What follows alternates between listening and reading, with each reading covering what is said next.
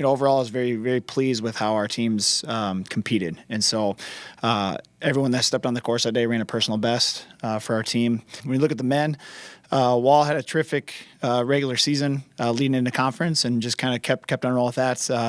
Finished 8th overall.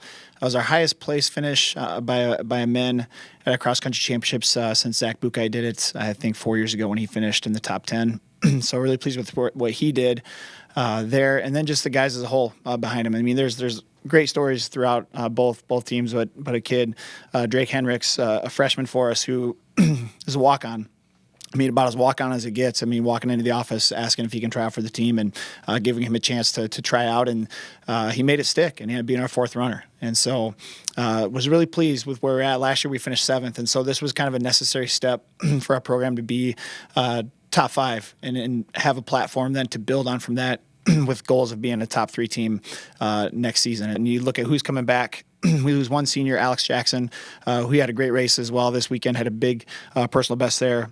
4 out of our top 7 are freshmen or sophomores on the men's team, and so for them to be coming back next year, now with the expectations are going to be set a little bit higher, we're really happy to build on that. On the women's side, you look at what we've done the last couple of years there, and I don't want to talk about who we don't have at all. I don't want to take away from what they did, but when you lose 4 of your top 5 to graduation, the next year you can expect a little bit of maybe a slippage in there. But what I love about the group that we put on the course is that they didn't run like that, and they put themselves in it. And so the culture now that we have established is when that gun goes off, they're running to win. And so they put themselves in a great position early in the race, and it just we kind of faded towards the middle and the end a little bit. But I tell you what.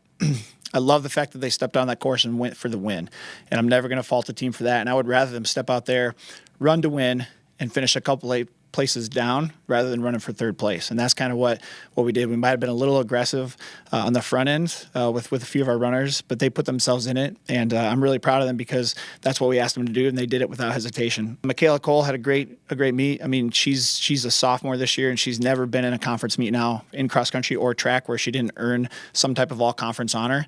And I think that's 5 for 5, and that's incredible that she's able to do stuff like that on a consistent basis. And again, on the women's side, 6 out of our 8 athletes are underclassmen, freshmen and sophomore. And so I think we're just like a year away from being where we need to be. We're looking to add a couple more like impact people through the recruiting class. And we're definitely going to be back in the conversation for top 3 next year. But again, just really happy, really proud of what both teams did this year to keep forging ahead and pushing the needle in the right direction as far as what we want as a culture, what we want as a competitive atmosphere with our teams. We're definitely where we need to be. So we head to Bradley again in 2 weeks for the NCAA regional meet, where we'll see the best teams in the Midwest and battle it out there and see where we can fall.